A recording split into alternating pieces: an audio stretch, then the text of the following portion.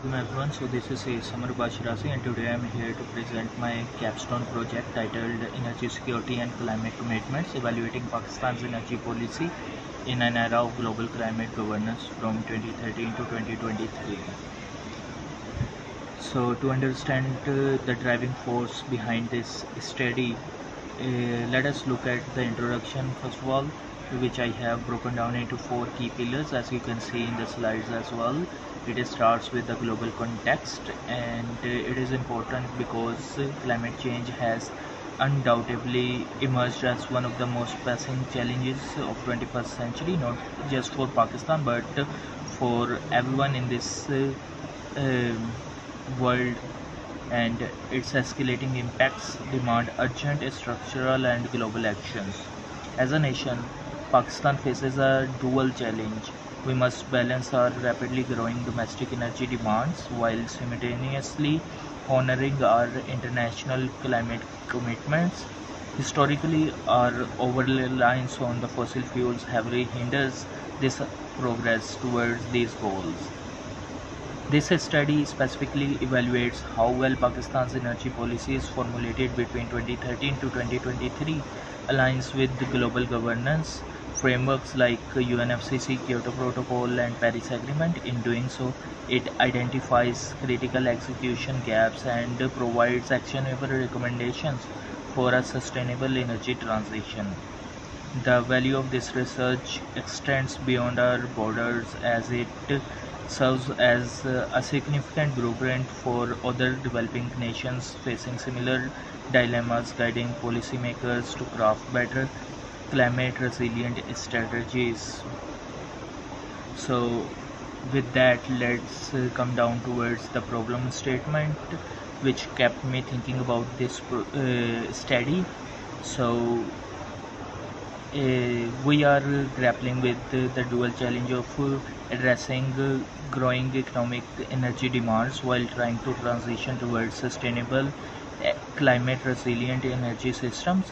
Despite adopting several energy policies over the past decade, significant gaps remain in their design, implementation and overall alignment with the global sustainability goals. These gaps do not just hinder Pakistan's ability to meet its international climate commitments, they actively uh, targets our economic, environmental and social vulnerabilities as well. So while gathering data on this topic, I came across a lot of literature that and academic publications that had been conducted on similar topics, and I have categorized them into three key thematic areas like the climate adaptation in Pakistan, influence of climate governance frameworks, challenges in renewable energy transition. In the climate adaptation in Pakistan theme, existing literature heavily focuses on Pakistan's extreme vulnerabilities to climate change. However, it consistently highlights a stark gap between policy intent and actual implementation. Similarly, in the influence of climate governance frameworks on policy formation, I found out that how international agreement shapes domestic policies. They emphasize that financial development, domestic political institutions, and technical innovations are the key driving force that determines the success. And while coming across to the renewable energy transition challenges, the literature identifies several recurring barriers holding Pakistan back. These includes a lack of political intent, severe financial constraints, low public awareness and institutional inefficiencies, and persistent political instability. With this, I came across this gap and some of the limitations on the focus of the scope of studies that have been conducted before me. So the existing studies primarily analyzes domestic energy challenges in isolation. They fail to comprehensively examine how international climate governance frameworks such as UNFCCC, Kyoto Protocol, and Paris Agreement influence the actual design and deployment of our domestic energy policies. This study fills this gap, and there is a persistent disconnect between policy intent and the tangible progress. While literature mentions that the weak institution frameworks, financial constraints, and governance inefficiencies hinder implementation, there is highly limited research offering concrete structural solutions to overcome these systematic barriers. And with this, I developed a research question which you can see on the screen as well, and it highlights how effectively does Pakistan's energy policies from 2013 to 2023 aligns with the principles of global climate governance frameworks like UNFCCC, Kyoto Protocol, and Paris Agreement.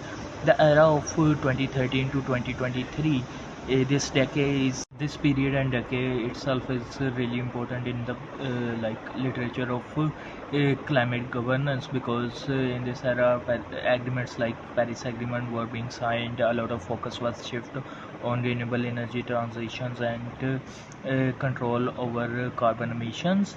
And with that, let's come down towards the theoretical framework that I have implemented in my study, which is complex interdependence theory developed by Robert Duhane and Joseph Nye. This theory emphasizes the profound interconnectedness and interdependence of state and non-state actors in addressing borderless global challenges like climate change. In my project, CIT helped me understand the dynamic and complex interplay between the Pakistani state and transnational non-state actors such as international financial institutions and global climate bodies in shaping and constraining domestic policy adaptations. And with that, coming down towards the methodology and the approach that I have took in this study, and as you can see, I have broken down it to four areas as well. First of all, I have used the policy analysis. I have conducted a detailed comprehensive review of Pakistan's key energy policy documents enacted between 2013 to 2023 to assess their literal and structural alignment with the global climate governance frameworks. And I have utilized thematic coding to systematically analyze the policy text. This involves categorizing data against the core principles of the UNFCCC, Kyoto Protocol, and Paris Agreement. My data was gathered from primary policy documents, official international agreements, and formal reports from global organizations, supplemented by peer-reviewed academic literature and relevant empirical case studies on renewable energy. And in the last, to ensure validity, robustness, and academic rigor, I have employed triangulation, cross-referencing multiple data sources to validate my analytical findings.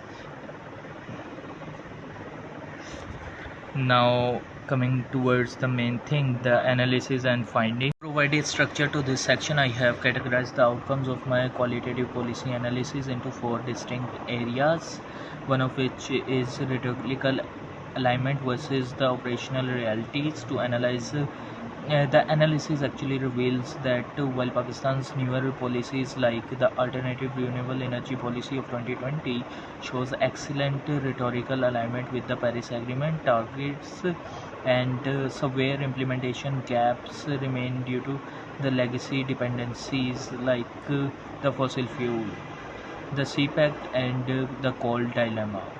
A major finding is that the structural friction between the global decarbonization commitments and the domestic energy security initiatives.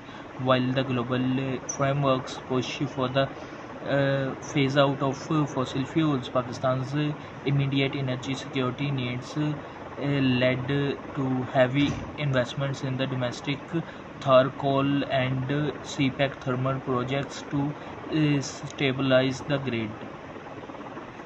Moving on, as you can see that I have also highlighted the institutional fragmentations, and the thematic coding actually highlighted that the lack of coordination between the federal bodies like the Ministry of Energy and provincial departments create a governance vacuum, directly slowing down renewable energy deployments. And in the last, the most well-known issue that I have noticed, and most of the people do notice, is circular debt. And the financially, the transition is heavily constrained.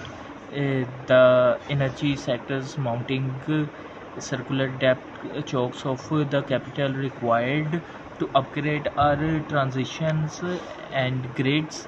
So it is one of the biggest problem that Pakistan faces every year. So, to conclude my presentation, I want to propose concrete actionable pathways to bridge these gaps. Based on the vulnerabilities identified in the study, I recommend four pillars and strategic interventions. First is legislative harmonization and binding frameworks. Pakistan must transition away from laws shifting policy guidelines and instead enact legally binding climate energy legislation. By codifying renewable energy targets into federal law, we can protect green transitions from political instability and ensure continuity across changing administrations. Then, to resolve institutional inefficiencies, we must establish a centralized high-level climate energy authority. This body will serve to streamline the approvals, targets, and regulatory mechanisms between federal entities and provincial departments, eliminating bureaucratic friction and accelerating project execution. We cannot transition to green energy on an absolute grid. So for that, a significant portion of national development funds alongside international technical support must be diverted towards modernizing our transmission infrastructure as well. And finally, applying complex interdependence theory, Pakistan must shift its reliance from traditional bilateral debt towards global climate governance mechanisms. We need to actively, aggressively tap into the Green Climate Fund, just energy transition partnerships, and international carbon markets. Securing a non-debt climate finance is the only sustainable way to fund our transition without worsening our macroeconomic vulnerabilities. So these were some of the recommendations that I have mentioned in the presentation due to lack of time, but for more detail you can go and read the study that I have conducted. The document is attached with this link, and after reading that document you will be able to understand things in a more better and detailed way, because in this presentation I have highlighted only the thematic understandings of the study, while the full step-by-step processes are mentioned in the official original document that I have created. So thank you for your time and energy.